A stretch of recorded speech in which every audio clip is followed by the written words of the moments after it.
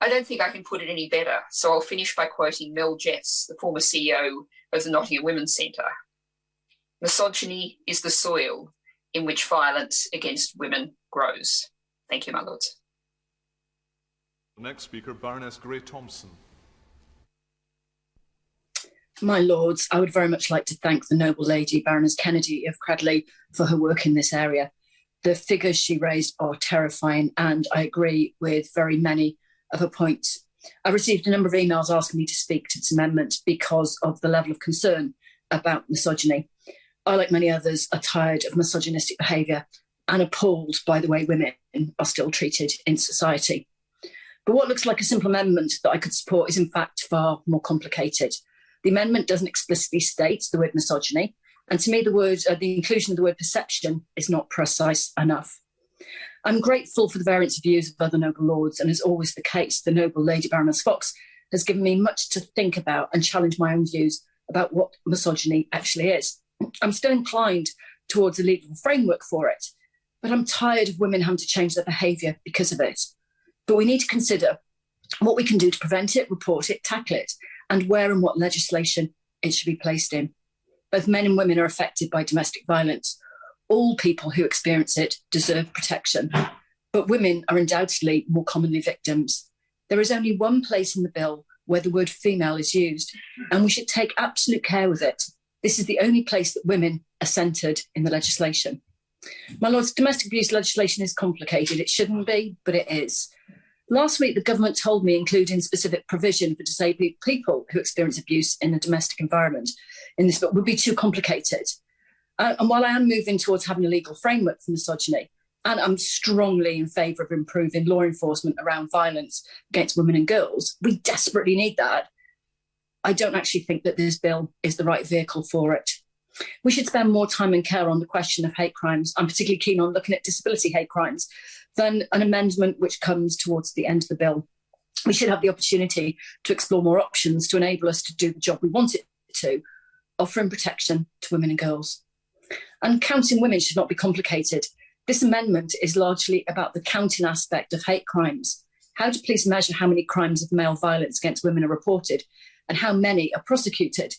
This is of fundamental importance, and this is where it doesn't need to be complicated. In Scotland, they passed a bill on hate crimes last week, and they excluded women and misogyny from it, saying that it was too complicated. There's a working group led by the noble Lady Baroness Kennedy of the Shores, and many will be interested in the outcome, but that won't be for many months. In this amendment, I understand that the word gender was added after previous stages in another place. Earlier versions used the correct legal definition of sex and didn't have the late insertion of or gender, so that hasn't been through lengthy scrutiny. My lords, I am concerned that adding gender here takes away from the clarity of Clause 73 of the bill in centering women. And I would like to reiterate that anyone who experiences domestic abuse deserves support and protection. Gender is not definable nor defined in law, so including it here could undermine the single use of the word female in the bill, again, given that it's women who are disproportionately affected by domestic abuse.